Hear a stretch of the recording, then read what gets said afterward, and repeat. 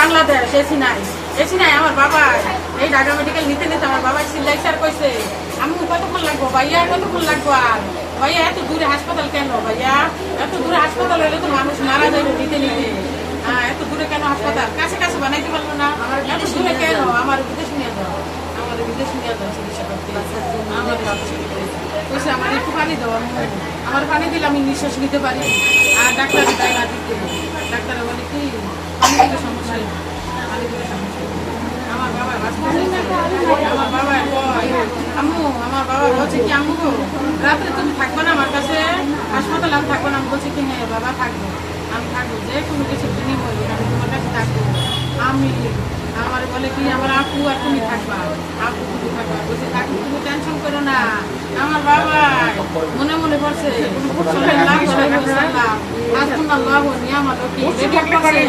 আমার বাবা কথা কইছে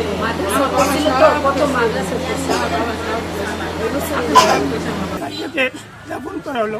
তবে একটা বিষয় আমার কাছে খুব অবাক লাগে যে আমরা বিগত দিনে জানি যে এই নৌবাহিনীর বিমানগুলি প্রশিক্ষণ হয় খোলা ময়দানে, যেখানে আমরা চট্টগ্রামও দেখেছি, বিভিন্ন অঞ্চলে দেখছি যে নদীর পাড়ে বা খোলা ময়দানে। হঠাৎ ঢাকার ভিতরে এরকম ব্যস্ততম এলাকার ভিতরে যে কিনো বিমানরা প্রশিক্ষণ নিল তারা কর্তৃপক্ষ, এটা আমাদের বোধগম্য নয়। আরেকটা বিষয় হচ্ছে আমরা দেখেছি যে 53 বছরের আগের সে পুরনো বিমান দিয়ে এখনো প্রশিক্ষণ নেওয়া হচ্ছে। আসলে তাহলে আমাদের বাংলাদেশে সেই পাকিস্তান আমলের বিমান দিয়ে যদি এখনো প্রশিক্ষণ নেওয়া হয় তাহলে বাংলাদেশ আসলে কোথায় গিয়ে দাঁড়ালো?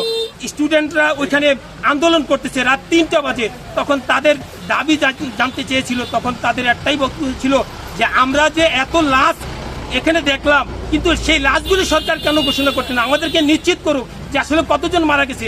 আমরা যে লাশগুলি দেখেছি তার 4 ভাগের 1 ভাগও তো সরকার ঘোষণা দিচ্ছে না। পুরাটা ক্র্যাশ হয়ে গেছে, ভিতরের থেকে রেস্কিউ করার জন্য যখন ক্র্যাশটা হয়েছে না, গেটের মধ্যে হয়েছে, গেট ভিতরে নিয়ে গেছে, তোদের বাইরে হওয়ার কোনো পরিস্থিতি ছিল না। তোমরা জানলা ধাক্কা দিতে কি তোরা বাইরে তো বলতে যে আমরা এখন কিভাবে বলবো ওরা কি অবস্থায় ছিল, এটা কেউ জানে না। খালি যারা রেস্কিউ হয়েছে, ধরেন যারা আইসিইউতে আছে, আমরা শুনছি যে ডক্টর বলতে একজন হাইট মনে করেন 20 জন থেকে একজন হাইট বাঁচতে পারে প্রত্যেকটা আইসিইউ থেকে। আর বার্ন ইউনিটে কমেলো 120 থেকে 30টা বেড আছে আইসিইউতে। তো এখানে মনে করেন হাইট 5-4 জন বাঁচবে, তো 5-4 জনে বলতে পারবে, তারা কি বলতে পারবে না। ওরা তখন ভিতরে ছিল, যারাই ছিল তাদের বিমানে ক্র্যাশ করে মনে করেন এরপর কাহিনী তো দেশবাসী সবাই জানে। এরপর কতজন মরতে কি মরতে এগুলো তো আমরাও জানি না। আমরা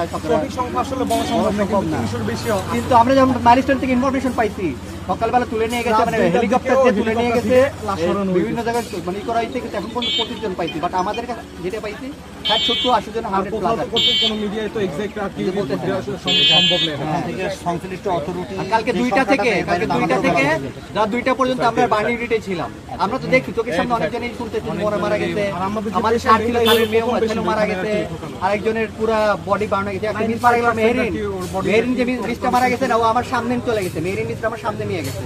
সেনাবাহিনী প্রথমে ওকে হয়তো বের করে আনছে, পরে ও মানে জাহিদ যে ওর বড় ভাই ওকে অটোতে পাইছে। অটোতে পাওয়ার পর লুবানাকে মানে ও ওর ভাইকে দেখা যে অটোওয়ালা ছিল ওকে বলছে যে এটা আমার বড় ভাই ডাক দিতে, পরে ওই অটোটা ওই লোক ডাক দিছে, পরে জাহিদ দেখছে অটোতে। পরে সঠিক কতজন নিহত হয়েছে কতজন আহত হয়েছে সঠিক এটা আমরা শুনছি যে লুকানোর চেষ্টা করতেছে। এটা যাতে লুকানো না হোক, সঠিক সংখ্যাটা বেরোক, আর কি কারণে আসলে এই জিনিসটা হইলো এটা সঠিক তদন্ত করে যাতে এরকম আর পুনরায় না হয়।